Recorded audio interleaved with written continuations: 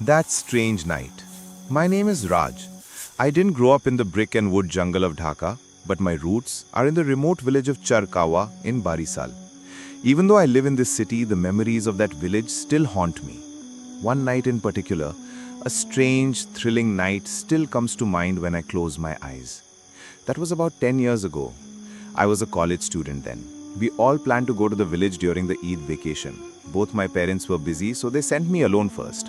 I boarded the evening launch and started the journey. The wind of the river, the sound of the launch, and the darkness all around created a strange atmosphere. That night, I didn't feel anything unusual, but a kind of restlessness was growing in my mind for no reason. It was almost 10:30 at night when we reached Charkawa. There weren't many people at the pier at that time. The faint light of a couple of kerosene lanterns flickered in the distance. As I walked along the village path, I noticed that everything was unusually quiet. Usually, even at night, you can hear the croaking of frogs or the sound of cowbells somewhere, but that day, everything seemed to be immersed in a frozen silence. As I walked, I suddenly saw someone standing at the crossroads. He was dressed in white, his head bowed, and his arms extended. At first, I thought it must be someone from the village. But as I got closer, my heart started pounding. The man was not moving at all, like a frozen shadow. I dared to say, "Who is there?" There was no answer. As I got closer, I saw that his feet were not even touching the ground. They were floating at least 2 or 3 inches above the ground. My eyes widened. My body was drenched in cold sweat. I walked back holding my breath. Just then, that figure in white clothes slowly raised its head.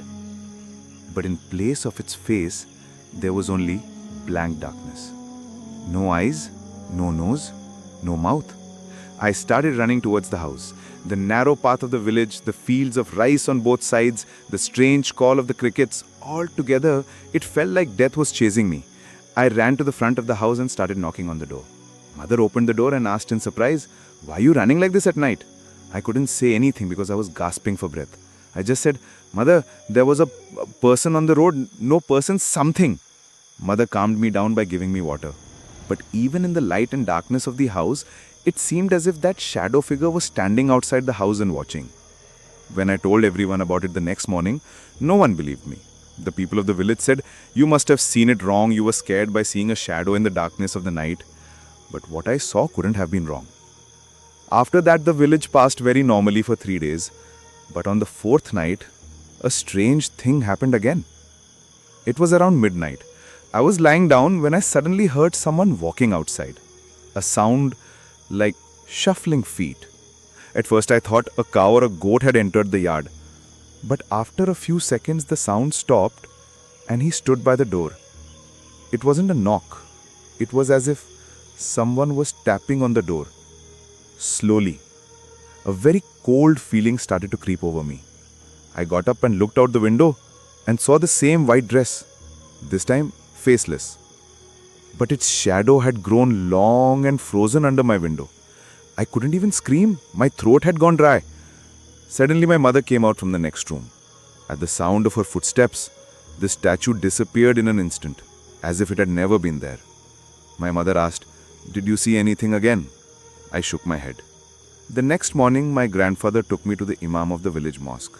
After hearing everything, the Imam said, "Many years ago, a woman committed suicide in the forest south of this village.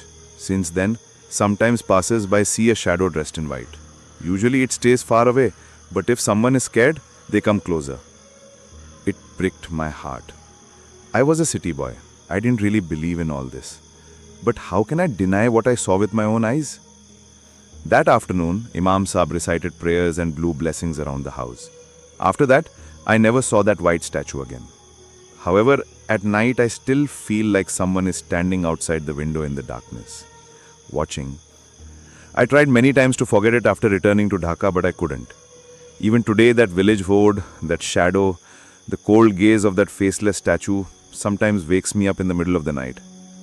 That night, yes, that strange night, is still the most mysterious memory of my life.